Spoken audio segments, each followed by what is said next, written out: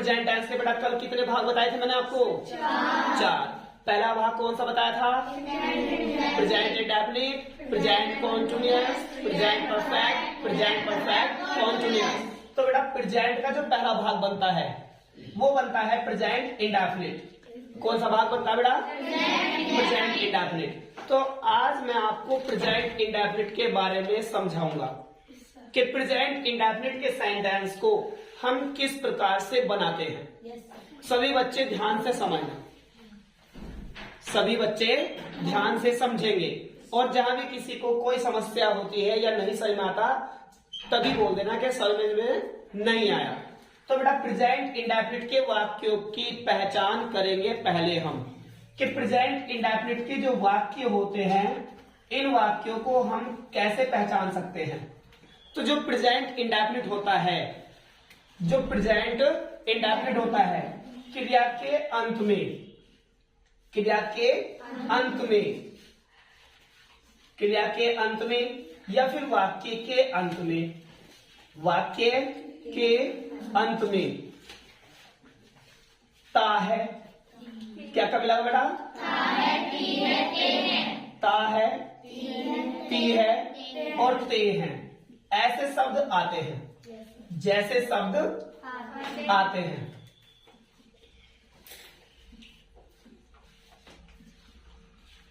समझ गए बेटा पहचान इसकी? Yes sir. अगर कोई आपसे मालूम करने लगे कि प्रेजेंट इंडेफिनिट की पहचान क्या होती है बेटा, तो प्रेजेंट इंडेफिनिट की पहचान जो बतानी है आपको, बताना है कि सर इसके जो वाक्य होते हैं इनके वाक्यों के अंत में ता है आएगा, ती है आएगा या ते है आएगा।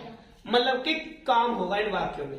क्या होगा बेटा? काम। काम मतलब क्रिया, है ना। जैसे कि सुन लीजिए ध्यान से, तो जो बेटा टेंस होते हैं ये जैसा प्रेजेंट इंडेफिनिट हुआ, प्रेजेंट इंडेफिनिट हुआ, इसके भी बेटा 4 तरीकों से सेंटेंस बनते हैं। कितने तरीकों से? 4 तरीकों से। पहला तो बेटा तरीका होता है अफर्मेटिव। तो पहले मैं आपको अफर्मेटिव के तरीके से ही समझा रहा हूं। अब आपके मन में ये डाउट आ रहा होगा कि अफर्मेटिव क्या है ना? आ रही है ना बात मन में ये कि अफर्मेटिव क्या है? तो अफर्मेटिव वाक्य होते बेटा सकारात्मक। कौन से वाक्य होते बेटा? सकारात्मक, यानी कि जिन बातों को स्वीकार किया जाता हो वे सकारात्मक वाक्य होते हैं। तो प्रेजेंट इंडेफिनिट के अफर्मेटिव सेंटेंस को कैसे बनाया जाएगा चलो समझते हैं। इसका रूल ये हो जाएगा, अगर ही, सी, इट और नेम आ जाता है तो बेटा जो वर्ब की फर्स्ट फॉर्म है इसी में एस या ईएस लगाते हैं। अगर सब्जेक्ट एक वचन हुआ ही, सी, इट और नेम, तो जो बेटा आप वर्ब लगाओगे ना, जो क्रिया लगाओगे आप, यानी कि जो काम की स्पेलिंग लगाओगे उसी में हमें एस या ईएस लगाना है। लगाना ही है। कभी ये सोच लो कैसे काम चल जाएगा, बिना लगाओ इसके काम नहीं चलेगा, सेंटेंस आपका गलत हो जाएगा। और अगर आपके सब्जेक्ट आई, वी, यू और दे, यानी कि जितने भी बहुवचन हुए, प्लूरल, प्लूरल का मतलब बेटा क्या होता है? बहुवचन। क्या होता है? बहुवचन। तो जितने भी बहुवचन हुए इनके साथ बेटा केवल वर्ब की फर्स्ट फॉर्म लगेगी, एस या ईएस नहीं लगेगा। ये बात समझ में आई बेटा सभी की? Yes sir. गुड। तो अगर सब्जेक्ट एक वचन हुए ये वाले ही, सी, इट और नेम, तो वर्ब में एस या ईएस लगाएंगे। और अगर बेटा आई, वी, यू, दे आया, यानी कि बहुवचन कुछ भी हुआ, तो बेटा वर्ब में एस या ईएस नहीं लगाएंगे। तो इसका फॉर्मूला देखेंगे कैसे बनाने हैं वाक्य। ये बेटा जब के लिए है जब सेंटेंस अफर्मेटिव होगा। कैसा होगा बेटा सेंटेंस? अफर्मेटिव। तो पहले नंबर पर लगाएंगे बेटा सब्जेक्ट। कल मैंने बताया था ना कि सब्जेक्ट क्या होता है? क्या होता है बेटा सब्जेक्ट? कर्ता। क्या होता है सब्जेक्ट? कर्ता। कर्ता होता है काम करने वाला। कर्ता कौन होता है बेटा? काम करने वाला। कौन होता है कर्ता? काम करने वाला। जो वाक्य में काम करने वाला होता है उसे क्या बोलते हैं? कर्ता। फिर उसके बाद लेंगे वर्ब की फर्स्ट फॉर्म में एस या ईएस, फिर लगाएंगे ऑब्जेक्ट। क्या लगाएंगे बेटा? ऑब्जेक्ट। अब आपके मन में एक बात और आ रही होगी, एक बात और आ रही है ना मन में, क्या आ रही है बेटा? कि हम एस कब लगाएंगे और एस कब लगाएंगे। तो सुन लीजिए, अगर किसी वजह से वर्ब के अंत में ये स्पेलिंग्स आ जाएं, ए ई आई ओ यू और एच, तो बेटा हमें लगाना है ई एस। क्या लगाना है बाबू? E S. अगर जो किस वजह से ये वर्ड स्पेलिंग्स नहीं आती तो हमें क्या लगाना पड़ेगा? केवल एच। समझ लो, क्या लगाना पड़ेगा? केवल एस लगाना पड़ेगा। तो पहले नंबर पर लेंगे हम सब्जेक्ट। सब्जेक्ट मतलब कर्ता जो सेंटेंस में काम को करने वाला होता है ना। फिर नंबर 2 पर लेंगे वर्ब, यानी कि बेटा क्रिया मतलब काम, जो काम हो रहा होगा। फिर नंबर 3 पे इसी में या तो एस जोड़ देंगे या ई एस जोड़ देंगे। और जबरदस्ती भी नहीं है, कभी जबरदस्ती लगा दो कि जी हमें तो सर ने बताई थी ऐसे लगाना ही है। अगर एक वचन हुआ तो ही एस लगाना है, अगर बहुवचन हुआ तो एस नहीं लगाना है। सभी की समझ में आ रही है? गुड। फिर लगाएंगे बेटा इसका ऑब्जेक्ट। क्या लगाएंगे? ऑब्जेक्ट कर्म, यानी कि जो वर्ब है ना, वो काम किसके लिए कर रही है? जो वर्ब है वो काम किसके लिए कर रही है? वो होता है उसका ऑब्जेक्ट। ऑब्जेक्ट में क्या या किसको की आवाज आती है? क्या या किसको की आवाज आती है? जरूर। अगर इनकी आवाज नहीं आती तो ऑब्जेक्ट नहीं होता है, फिर अदर हो जाता है। जैसे सेंटेंस समझे, जिस बच्चे की समझ में आ जाएंगे, जिन बच्चों की, वे बताते रहना कि सर समझ में आ गए, और नहीं आएंगे तो मना कर देना सर समझ में नहीं आए। जैसे एग्जाम्पल है, राधा फूल तोड़ती है। राधा फूल तोड़ती है। देखो बेटा, पहले सेंटेंस की पहचान करनी है। आपको पहले सेंटेंस पढ़ना है ध्यानपूर्वक, तब उसके बाद सेंटेंस को बनाना है। कभी सेंटेंस देख के खुश हो जाओ कि सेंटेंस तो छोटा सा और बाद में ती आ गया और उसमें काम ना हो, तो फिर वो प्रेजेंट इंडेफिनिट का नहीं होगा। लेकिन जो प्रेजेंट इंडेफिनिट के वाक्य होते हैं, इनमें काम होता है। क्या होता है? काम। तो इस वाक्य में काम क्या हो रहा है बेटा? तोड़ने का। क्या काम हो रहा है? तोड़ने का। क्या तोड़ रहे बेटा? फूल। कौन तोड़ रहे हैं? राधा। तो काम करने वाला फूल है, तोड़ता है, या राधा है काम करने वाली? राधा। तो जो बेटा काम करने वाला है उसे ही हम सब्जेक्ट यानी कर्ता बोलते हैं। तो नंबर 1 पर क्या लगाना है बेटा इसका? हमें सब्जेक्ट। तो सब्जेक्ट कौन है इस वाक्य का? राधा। ये बात समझ में सभी की? राधा लग गया। अब नंबर 2 पे क्या चाहिए बेटा हमको? इसकी वर्ब मतलब क्रिया। तो बेटा सेंटेंस में क्रिया क्या है? तोड़ने का। तोड़ने की स्पेलिंग क्या होती है बेटा? ये क्या लिखा है यहाँ पर? राधा क्या है? इसी में हमें एस या ई एस लगाना है। इसमें वर्ब में वर्ब में लगाना है एस या एस। तभी सब्जेक्ट में लगा दो कि एक वचन सब्जेक्ट, इसमें एस जोड़ दो, ये फिर बहुवचन बन जाएगा, है ना।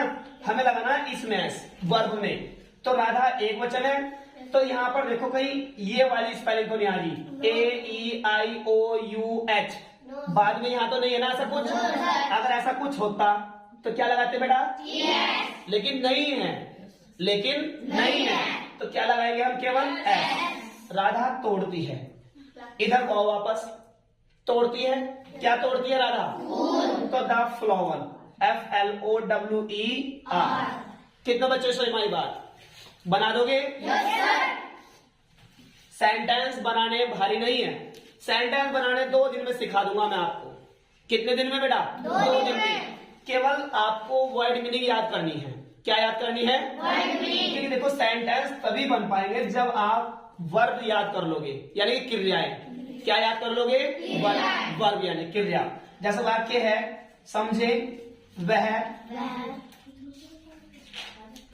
खेत जोतता है। बेटा चुप रहे सभी। वह खेत जोतता है। काम कर रहा बेटा वाक्य में?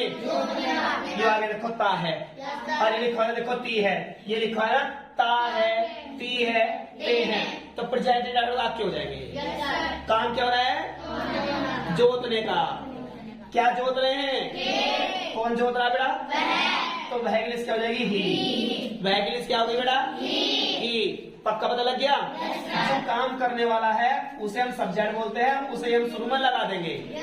समझ रहे हो? अब नंबर 2 पे क्या लेंगे बेटा हम इसकी? क्रिया। क्या लेंगे? तो क्रिया क्या है? जोतता। जोतने से होती है प्लो, PLOUGH। ये क्या लिखा बेटा यहाँ पर? क्या लिखा है ये? ही। और ये क्या लिखा है? बाद में क्या है? यहाँ क्या है? तो क्या लगाए बेटा? गुड। तो क्लोज हो गया। क्या जोड़ा बेटा उसने? द फील्ड, खेत। ये द फार्म कर दो। सही बात। अगर ये हुए एक वचन शुरू में यहाँ आगे सब्जेक्ट में, तो ही हमें एस या ES लगाना पड़ेगा।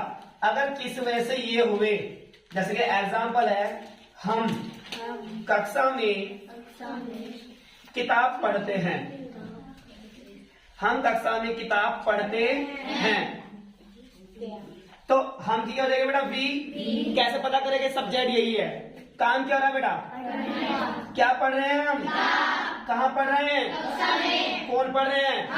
तो काम करने वाला कौन है बेटा? तो यही इसका क्या होगा? सब्जेक्ट। तो हम की वी हो गई। नंबर 2 पे क्या चाहिए? क्रिया। क्रिया क्या हो रही है बेटा? पढ़ने की। पढ़ने से होती है रीड। क्या होती है बेटा? और ये क्या लिखा है यहाँ पर? वी। क्या लिखा है ये? और ये क्या लिखा है? वी। तो एस या ES लगाऊं वर्ब में या नहीं लगाऊं? मैंने लिखा है ना, नहीं लगाएंगे। तो इसमें कोई एस नहीं लगाएंगे। हम पढ़ते हैं, ऐसे उल्टे आओ। क्या पढ़ते हैं बेटा? The book. The book. हम किताब पढ़ते हैं। कहाँ पढ़ रहे हैं? In the class. बताओ कितने बच्चे समझ में आया हुआ? सभी की समझ में आ गया ना? तो और समझे, जैसा एग्जांपल है, वे इस समय, वे इस समय छत पर खेलते हैं। सभी को चमक रहा है ना जो मैं लिख रहा हूँ? वे इस समय छत पर खेलते हैं। तो वे की हो जाएगी बेटा? दे। अच्छा, कैसा पता करेंगे? ये सब्जेक्ट है। जो काम करने वाला है वही जो काम करने वाला है वही सब्जेक्ट है। याद रखोगे? ध्यान रखना है। अगर ध्यान न रखा तो फिर समझ में नहीं आएगा बेटा, भूल जाओगे, सेंटेंस गलत है ना। काम क्या हो रहा है बेटा वाक्य में? क्या काम हो रहा है? कहाँ खेल रहे हैं? कौन खेल रहे हैं? नहीं, कब खेल रहे हैं? और कौन खेल रहे हैं? तो काम करने वाले तो वे ही होंगे। चलो सब्जेक्ट आ गया। अब लो इसकी वर्ब। काम क्या है? खेलने का। खेलने में होती है प्ले। ये क्या लिखा बेटा यहाँ? दे। क्या लिखा है? और ये क्या लिखा बेटा? तो एस या ES? तो वर्ब में एस या ES नहीं लगाएंगे। वे खेलते हैं। कहाँ खेल रहे बेटा? वे ऑन द रूफ। वे छत पर खेलते हैं। पर के लिए ऑन द, छत के लिए रूफ। कब खेल रहे हैं बेटा? At this time. ये बेटा छोटे छोटे सेंटेंस आपको सिखाए जा रहे हैं फिलहाल। किस वजह से? ताकि आपके थोड़े थोड़े सेंटेंस बनाने आ जाएं। बाकी मैं आपको गारंटी देता हूं कि आपके समय में 7 डेज में मैं आपको कंप्लीट सेंटेंस सिखा दूंगा। समझ रहे हो? यानी कि प्रेजेंट के चारों भाग, यानी कि present indefinite, present continuous, present perfect continuous. Past के भी चारों भाग, past indefinite, past continuous, past perfect और पास्ट परफेक्ट कॉन्टिन्यूअस। फ्यूचर के भी चारों भाग यही हैं, future indefinite, future continuous, future perfect और फ्यूचर परफेक्ट कॉन्टिन्यूअस। ये जितने भी है मतलब 12 भाग बन रहे हैं। ये 1 के 4 बन रहे हैं ना, तो 4 पे कितना होता है? 12। तो 12 के 12 भाग आपको 7 डेज में मैं पक्का दावे से सिखा सकता हूं। समझ रहे हो? लेकिन आपको जो है वर्ड मीनिंग याद करनी पड़ेगी। अगर वर्ड मीनिंग याद ना हुई तो सेंटेंस नहीं बनेंगे। कोई ये मैसेज तो है नहीं कि आप मैसेज टाइप कर रहे हो, नहीं बेटा, ये इसमें वर्ड मीनिंग का खेल होता है। और सेंटेंस वही बच्चा बना पाएगा जिसकी याद वर्ड मीनिंग होगी। अब माना कि तुमको खेलने की पता नहीं है, तो हमें तो पता थी खेलने की स्पेलिंग प्ले होती है, तो हमने प्ले रख दिया। अगर आपको नहीं पता होती खेलने की स्पेलिंग क्या होती है, तो आप खेलना ही लिखोगे यहाँ पर? नहीं ना, आपका सेंटेंस कट जाएगा। समझ रहे हो? तो इसलिए ज्यादा से ज्यादा वर्ड मीनिंग आपको याद करनी है, समझ रहे हो?